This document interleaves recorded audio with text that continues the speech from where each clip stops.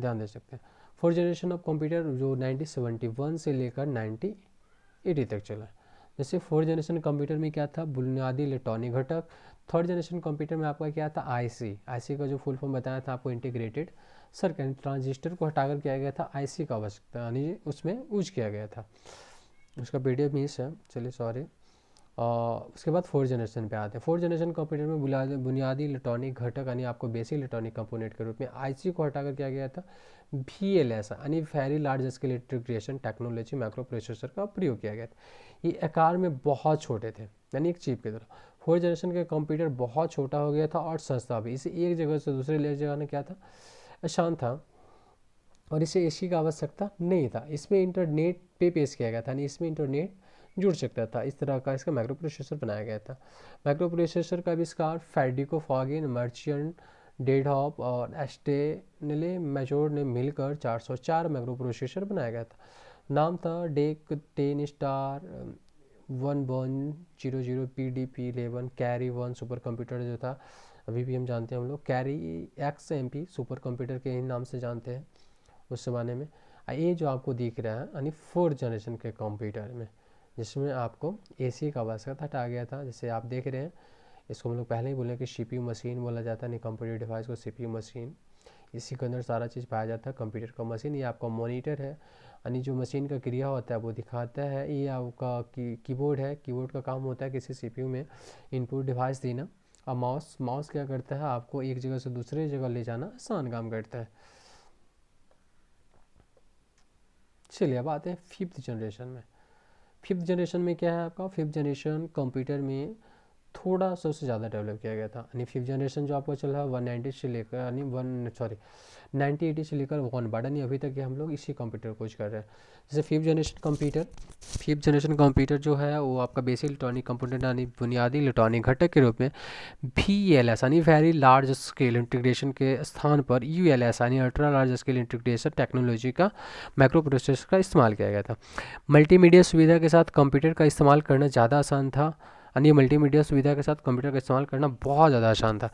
सस्ते दौरों में बहुत शक्तिशाली कंप्यूटर मिल जाते थे, जिसमें आर्टिफिशियल इंटेलिजेंस यानी कृत्रिम बुद्धि जिसमें रोबोट का विकास, यानी नेचुरल लैंग्वेज प्रोसेसिंग प्राकृतिक भाषा यानी समझने वाला। जैसे हम लोग भी गूगल पे एक माइक प्रेस करते हैं और अपने भाषा को कुछ भी बोलते हैं तो वो गूगल क्या करता है, समझता है। इसी एक प्रोसेसर का क्या है, कमाल है, जिसे हम लोग बोलते हैं नेचुरल लैंग्वेज प्रोसेसिंग।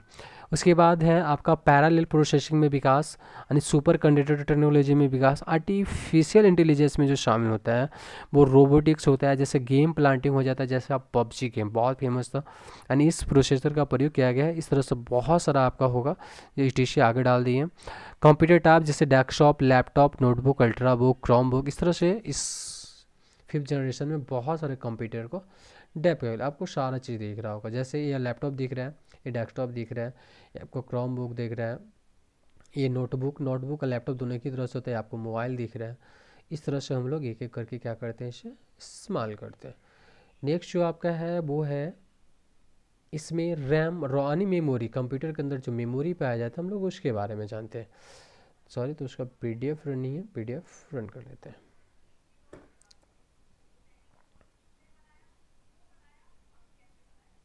चलिए बताते हैं मेमोरी। मेमोरी हम लोग के जो कंप्यूटर में पाया जाता है वो प्राइमरी मेमोरी, सेकेंड यानी 2 चरण में पाया जाता है। प्रथम चरण में काम करने वाला कौन सा मेमोरी होता है और सेकेंडरी चरण में काम करने वाला कौन सा मेमोरी होता है। मेमोरी आपको 2 डायरेक्शन में बांटा गया होगा। पहला दिया गया है प्राइमरी और दूसरा दिया गया है सेकेंडरी मेमोरी। प्रथम का जो दिया गया है, सबसे पहले जो रोम दिया गया है जिसका काम होता है read only memory, full form बोला जाता है। सेकंड नंबर में रैम जिसको रैंडम एक्सेस मेमोरी, यानी किसी प्रोग्राम को एक्सेस करने में वो क्या करता है, यानी रन करता है। रैम का सिर्फ काम होता है किसी प्रोग्राम को रन करना, नहीं चलाना। कैश मेमोरी जैसे हम लोग कोई गूगल पे डेटा वगैरह सर्च करते हैं या व्हाट्सएप पे कुछ टाइप वगैरह करते हैं, ऑटोमेटिक नीचे देखिएगा सर्च बॉक्स में नीचे आ जाता है, वो क्या करता है, वो कैश मेमोरी का काम होता है, ऐसे इसको कैश मेमोरी बोलते हैं। सेकेंडरी मेमोरी में आता है जैसे आपका हार्ड डिस्क ड्राइव, जिसमें हम लोग बहुत सारा कंप्यूटर का डेटा स्टोर करके रखते हैं। उसके बाद SSD जिसको हम लोग बोलते हैं solid state drive. SSD hard disk से थोड़ा फास्ट होता है, इससे 4 गुना फास्ट होता है और इसे काम यानी किसी भी प्रोग्राम को रन करना बहुत इजी तरीके से यानी फास्ट एक्सेस करता है। पेन ड्राइव सब लोग जानते होंगे, फ्लॉपी डिस्क पहले के ज़माने में रहता था, ये है। रोम का क्या काम होता है और रैम का क्या काम होता है। रोम सभी कंप्यूटर को डेटा को क्या करता है, रीड करने का कार्य करता है, और रैम जो होता है वो किसी प्रोग्राम को चलाने का काम करता है। एग्जाम्पल के तौर पे जैसे हम किसी फाइल को ढूंढ रहे हैं, जैसे एक रोहित के नाम से फाइल सेव रखें और रोहित का फाइल चाहिए तो वो रोम एक्सेस करते हैं। और जैसे हम कोई गेमिंग करना चाहते हैं तो जैसे उस पर टच करते हैं गेमिंग पे या क्लिक करते हैं तो वो सबसे ज़्यादा काम कौन करता है, रैम। रैम का काम होता है किसी प्रोग्राम को रन करना, यानी चालू करना। रन का मतलब चालू होता है। उसके बाद आते हैं रैम और रोम में। Type of Rome. रोम आपको पिक्चर में दिख रहा होगा, इसी तरह का मदरबोर्ड में इनबिल्ट यानी इसमें लगा हुआ होता है, अटैच होता है, बाहर ही नहीं, बाहर से नहीं लगता है, इसको बोलते हैं हम लोग रोम। इस तरह आपको दिख रहा है, यहाँ भी आपको पिक्चर में दिखा है, ये है आपका रोम। Types of Rome. रोम में बहुत प्रकार का, यानी 3 प्रकार का होता है, बहुत प्रकार के नहीं होते, सिर्फ 3 प्रकार का होता है, नीचे आपको बता रहे हैं। Types of read only memory यानी ROM. T ROM programmable read only memory दिया है, जिसका नीचे डिफिनेशन भी डाले हैं हम। It's can be programmed by the user once programmed the data and introduction in it connect be change. इधर लिखे हैं P ROM note change, direction देगा। ये जो पहले रोम था, इस रोम को बनाने के बाद, यानी इस जो रोम यानी जो रीड ओनली मेमोरी था, इसको बनाने के बाद ये नोट चेंज था। पहले जैसे नोकिया सैमसंग का जो मोबाइल आता था, इसी रैम का यानी पी रोम का इस्तेमाल हम लोग करते थे। उसमें नोट चेंजिंग 5 साल 10 साल 15 साल 20 साल के बाद भी कोई चेंजिंग उसमें रोम में नहीं आ सकता, और उसे बनाने वाले भी चेंज नहीं कर सकते हैं। उसके बाद है पी रोम। पी रोम का फुल फॉर्म होता है इरेजेबल प्रोग्रामेबल रीड ओनली। पहले तो आपका पी था, लास्ट में एक्स्ट्रा क्या बढ़ाया गया, ई का मतलब था इरेजेबल। इरेजेबल का मतलब मिटाना होता है, से erasable programmable read only memory, ऐसा एक यानी रोम बनाया गया जिसमें हम इरेज कर सकते हैं।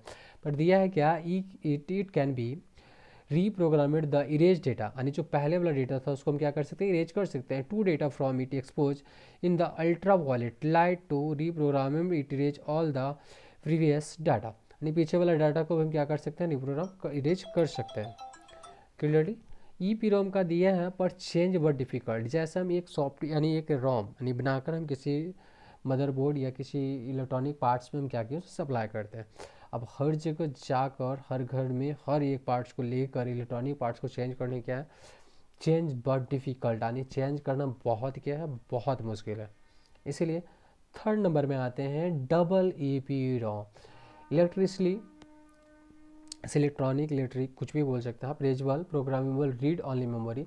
इसमें दिया है definition, the data can be reached by applying an electric field with no need for ultraviolet light. Be can erase only partition of the chip. Change for easy, ये क्या होता है कि चेंज फॉर ईजी होता है, इसको बदलना क्या है, जैसे अभी हम लोग का जनरेशन जो कंप्यूटर लैपटॉप आ रहा है, ऑटोमेटिक अपडेट जो आता है वो हम लोग का क्या है, रोम वैसा है। ये इस तरह से इलेक्ट्रॉनिक रेजुअल बनाया गया है मेमोरी को, इससे हम डायरेक्ट इजी किसी से कर सकते हैं।